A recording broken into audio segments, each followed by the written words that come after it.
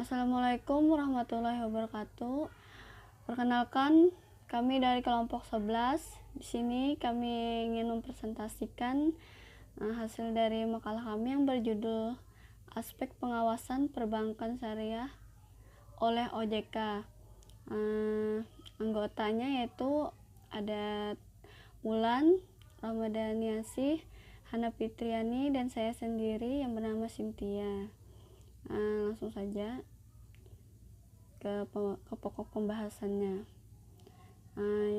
Yang pertama ada pengertian otoritas jasa keuangan.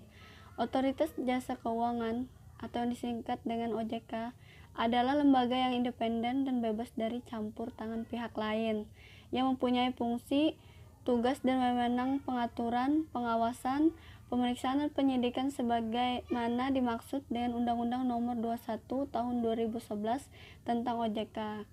Otoritas jasa keuangan dapat juga diartikan adalah sebuah lembaga pengawasan jasa keuangan seperti industri perbankan, pasar modal, reksadana, perusahaan pembiayaan, dana pensiun, dan asuransi. Yang kedua, dasar hukum. Yang menjadi dasar hukum utama OJK yakni Undang-Undang Nomor 21 Tahun 2011 tentang Otoritas Jasa Keuangan sebagai berikut.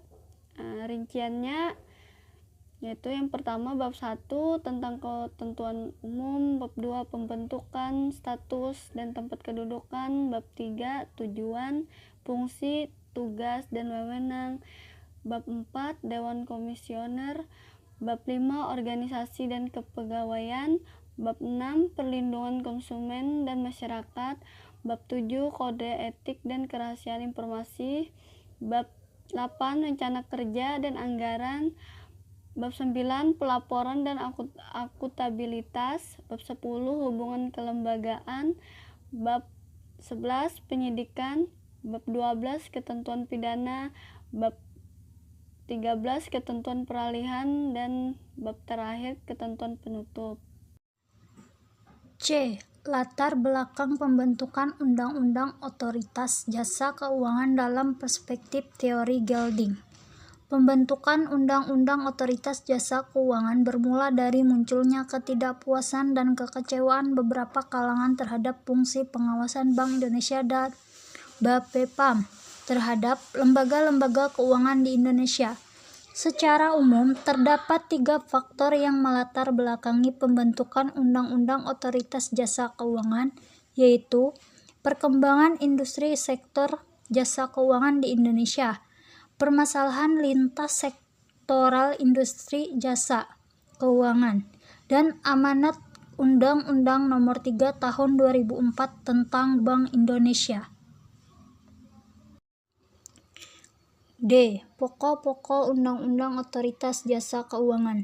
Pokok-pokok Undang-Undang Nomor 21 Tahun 2011 tentang Otoritas Jasa Keuangan. Pokok bahasan latar belakang dan tujuan pembentukan OJK, fungsi, tugas, dan wewenang OJK, governance OJK, pembiayaan, koordinasi, dan kerjasama transisi. Tujuan OJK mendorong kegiatan sektor transparan dan akuntabel, mewujudkan sistem keuangan yang tumbuh secara berkelanjutan dan stabil, melindungi kepentingan konsumen dan masyarakat dalam mencapai tujuannya. Fungsi, tugas, dan tugas OJK menyelenggarakan sistem pengaturan dan pengawasan yang terintegrasi terhadap keseluruhan kegiatan di dalam sektor jasa keuangan. Wewenang OJK: pengaturan, wewenang pengawasan, menetapkan peraturan pelaksanaan Undang-Undang OJK, menetapkan peraturan perundang-undangan di sektor jasa keuangan, dan menetapkan peraturan mengenai pengawasan. Dan yang terakhir bagian E, pengawasan perbankan syariah oleh Otoritas Jasa Keuangan. OJK melaksanakan tugas pengaturan dan pengawasan terhadap: pertama, kegiatan jasa keuangan di sektor perbankan. Kedua, kegiatan jasa keuangan di sektor pasar modal.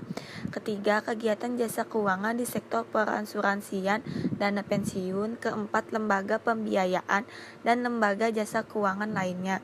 Sekian presentasi dari makalah kami. Terima kasih.